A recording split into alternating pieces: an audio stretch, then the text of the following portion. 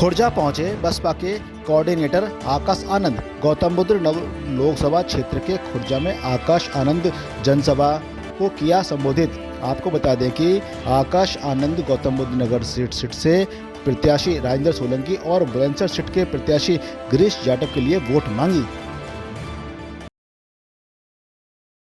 अन्य कारणों से आज जनता उनके खिलाफ है, तो मैं उनके खिलाफ वोट मांग रहा हूं।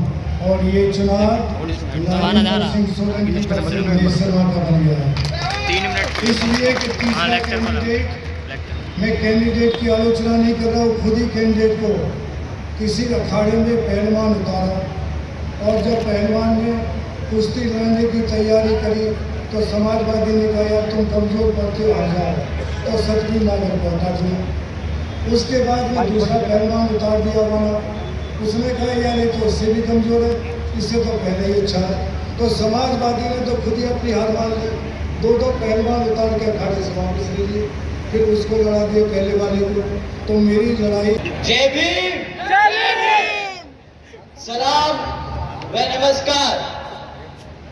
साथियों, आप सब लगता है बहुत ज्यादा थक गए, बहुत देर से आप गर्मी में इंतजार कर रहे हैं, पर एक बार मुस्कुरा के जय भीम बोल दीजिए तो समझ जाऊंगा कि आपने मेरे लिए जो इंतजार किया आपका वक्त जाया नहीं जाने दूंगा। एक बार मुस्कुरा के जय भीम। साथियों, आपकी शक्ल पे जो मुस्कुराहट है और ये जो दिल से जय भीम निकला है, इसी के लिए मान्यवर साहब श्री काशी राम जी और मायावती जी ने, आदरणीय मायावती जी ने अपनी पूरी जिंदगी त्याग दी। तो कभी भी कितनी भी मुश्किल हो, कितनी भी गर्मी हो, कितनी भी दिक्कतें हो, कभी मुस्कुराना बंद मत कीजिएगा। आप अपने लिए नहीं, अपने समाज के लिए मुस्कुरा रहे हैं।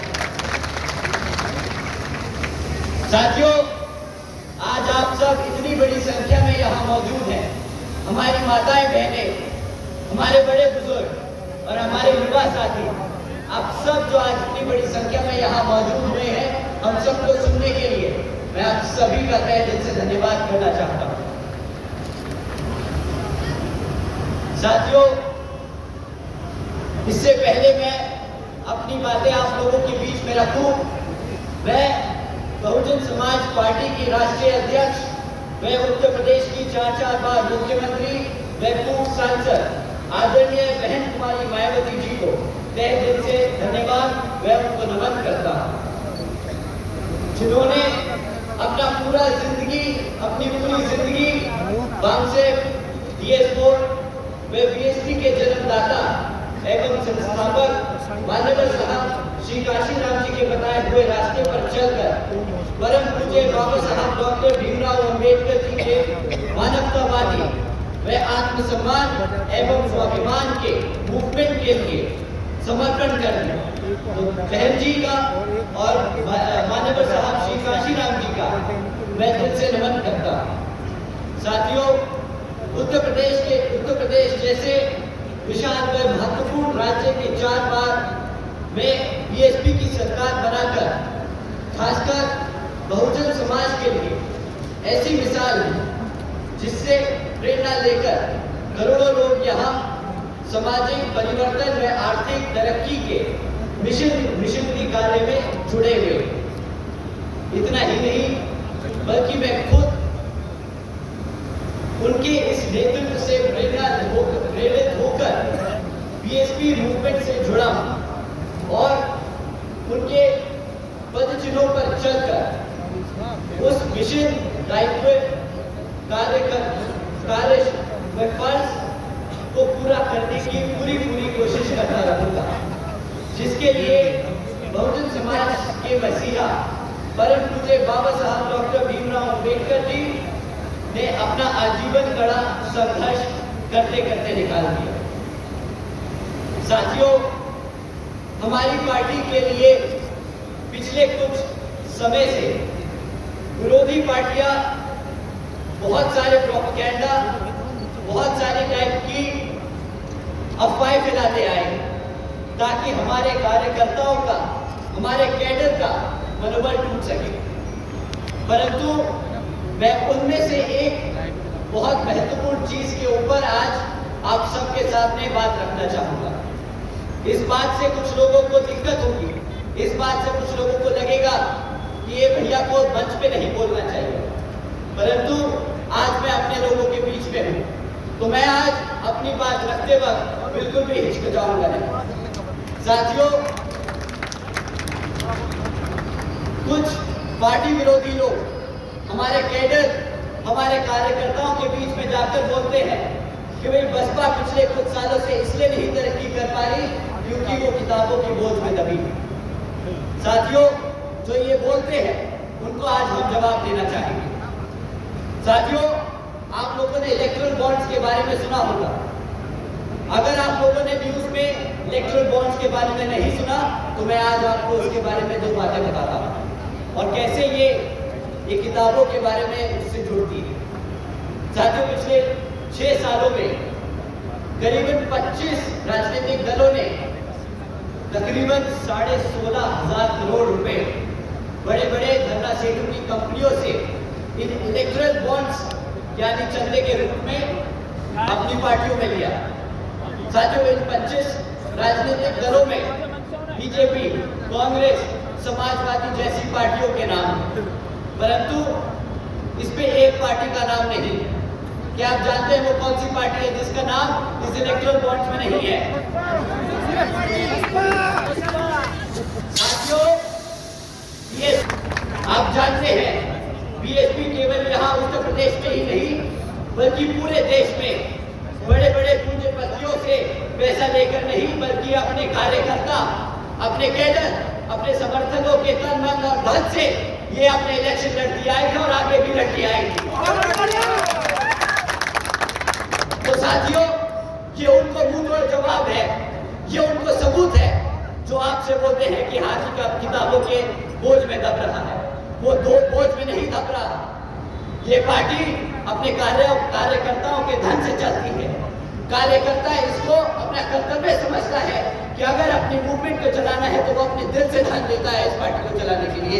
साथियों, बता दो तारीख में जाकर अगर ये बात सच है कि नहीं।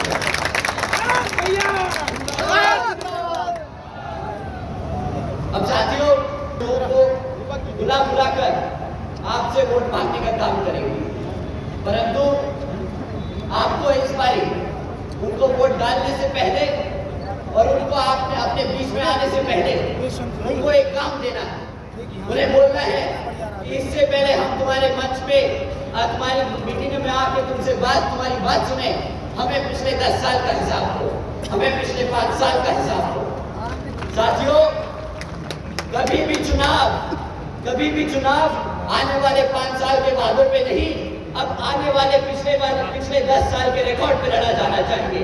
आपको सवाल करना चाहिए कि जब तुम्हें हमने सत्ता में बिठाया था तो पिछले 10 साल और 5 साल से तुम लोगों ने हमारे समाज, हमारे लिए क्या काम किए। तभी साथियों, बहन जी के ये सब आदेश है कि बीएसपी कभी मैनिफेस्टो जारी नहीं करती। बहन जी हमेशा बोलती है कि जब भी आप अपने समाज के बीच में जाए तो आप कभी भी आने वाले 5 साल, आने वाले 10 साल के काम ना बताएं। आप लोगों ने पिछले 5 साल और 10 साल में क्या काम किया, आपने अपने समाज के लिए क्या काम किया, वो आप जाके अपने समाज को बताएं, ताकि उनको भरोसा हो कि हाँ, जिसको वो वोट डाल रहे हैं उसने हमेशा हमारे वोट का सही इस्तेमाल किया, हमारे लिए सही तरीके से काम किया। इंग्लिश में बोलते हैं लेट द वोटर्स बी जज ऑफ योर वोट। साथियों, पिछले 10 साल से बीजेपी केंद्र की सत्ता में आसीन है। उनका आपको 10 साल का रिकॉर्ड मानना होगा। 2014 में केंद्र की सरकार में बीजेपी आई थी, उनसे आपको पिछले 10 साल का रिकॉर्ड मानना होगा। और मैं आज आप लोगों के बीच में कुछ पॉइंट्स छोड़ के जा रहा हूँ। आप इसमें जरूर सोचिएगा, अपने साथियों से बात कीजिएगा और उनसे जरूर पूछिएगा। साथियों, आज सरकारी स्कूलों के बारे में बात करते हैं। शिक्षा सबसे जरूरी हमारे आने वाले भविष्य की नींव है, शिक्षा। साथियों, पिछले 10 सालों में सर क्या करूँ या बोलिए, अंग्रेजी में 1-2 लाइनें सुना दो तो बेचारे बच्चे आज अंग्रेजी की भाषा नहीं समझते, ना बेचारे बोल पाते। वैसे तो मोदी जी जाके बोलते हैं कि हम इंडिया को ग्लोबल इकोनॉमी बनाएंगे, परंतु उनसे पूछिएगा कि अगर हमें यूनाइटेड स्टेट्स, यूनाइटेड किंगडम या यूरोपियन अदर कंट्री से काम लेना है तो हम उनसे किस भाषा में बात करेंगे? वो तो आपसे हिंदी में बात करने से रहे, आपको तो चाइना से भी काम लेना होगा। तो कैसे हमारा समाज, कैसे हमारे लोग उनसे बात करेंगे, कैसे उनसे हम काम ले पाएंगे? जब हमारा बच्चा 8वीं क्लास का बच्चा अगर आज अंग्रेजी नहीं बोल सकता। साथियों, 8वीं कक्षा के बच्चों का तो आज इतना बुरा हाल है, बेचारे प्लस माइनस मल्टीप्लिकेशन नहीं कर पाते। ये कहना चाहती हूँ। साथियों, केंद्र की सरकार सत्ता में आई थी बोल के कि हम सालाना 2 करोड़ नौकरियां देंगे। 2 करोड़ नौकरियों के हिसाब से आज 10 साल बाद ये 10 करोड़ नौकरियां हो जानी चाहिए। परंतु आज तो इतना बुरा हाल है कि हमारे युवा साथी सड़क पर सड़क घूमते रहते हैं, किसी तरह कहीं पे 5,000 10,000 का काम ही मिल जाए। साथियों, इसकी आड़ में हमारे भाजपा के नेता क्या बोलते हैं कि हम रोजगार तो ना दे पाए, परंतु उसको बचाने के लिए, उस चीज से आपको ध्यान भटकाने के लिए क्या बोलते हैं कि आप मुफ्त में राशन ले लो। मुख्यमंत्री जी, प्रधानमंत्री जी और बीजेपी के अन्य नेता बोलते हैं बड़े गर्व से कि मित्रों, आज बीजेपी की सरकार ने 80 करोड़ से बात हमारे युवा साथी सड़क एंट्रेंस टेस्ट देने जाते हैं और बाद में पता चलता है कि भाई वो एंट्रेंस टेस्ट देना बेकार हो गया। 5-5 हजार नौकरियां निकलती है, 70-70, 80-80 हजार लोग अप्लाई करते हैं, उसके बावजूद भी ये पेपर लीक हो जाते हैं। अगर नौकरी देने का मन नहीं है, सरकार का नौकरी देने का मन नहीं है, तो पेपर लीक करके हमारे बच्चों के साथ ऐसा खिलवाड़ तो ना करें।